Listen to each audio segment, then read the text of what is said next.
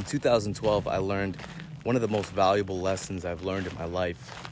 And I learned it the way that these lessons are, I suppose, usually learned. I learned it through tremendous hardship and pain and fear.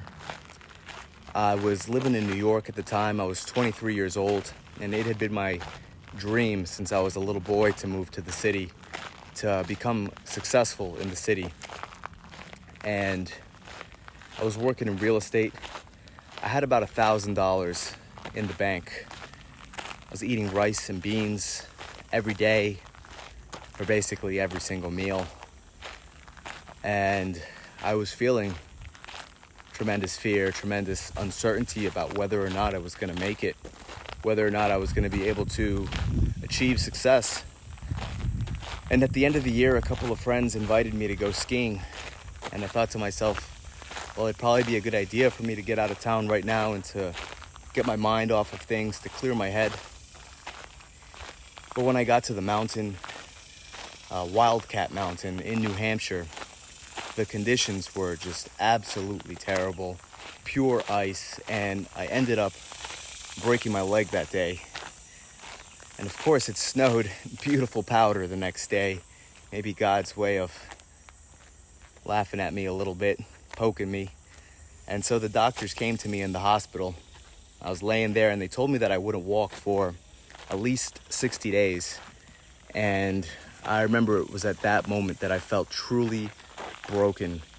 I remember breaking down and crying and bawling my eyes out, not from the pain of having broken my leg in two pieces and fractured my other leg, but from the pain of feeling my dreams slip away from me, from the pain of getting kicked out of my apartment, having to move back in with my parents. And for some reason, at that moment, I decided, I truly believed that the doctors were wrong and that I would not take 60 days to walk again. And somehow 10 days later, I got up out of that bed and I walked, and I remember almost throwing up as I made my first steps down the hallway. And after that, I picked up a cane and I limped my way around the city showing apartments. But I ended up making about $100,000 in 2013, which is not a tremendous amount of money, but it is, or was, enough for me to catch up on my rent, to catch up on my bills, and to continue forward, to continue with my dreams.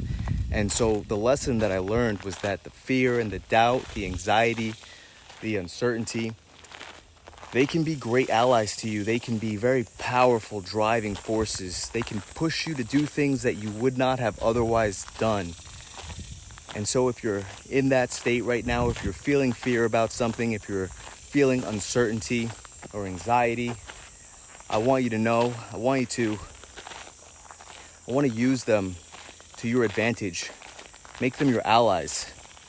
Make them your bitch. Use that fear to push yourself to do the unthinkable, to achieve whatever it is that you need to achieve, that your burning desire tells you you must achieve. I know you can do it.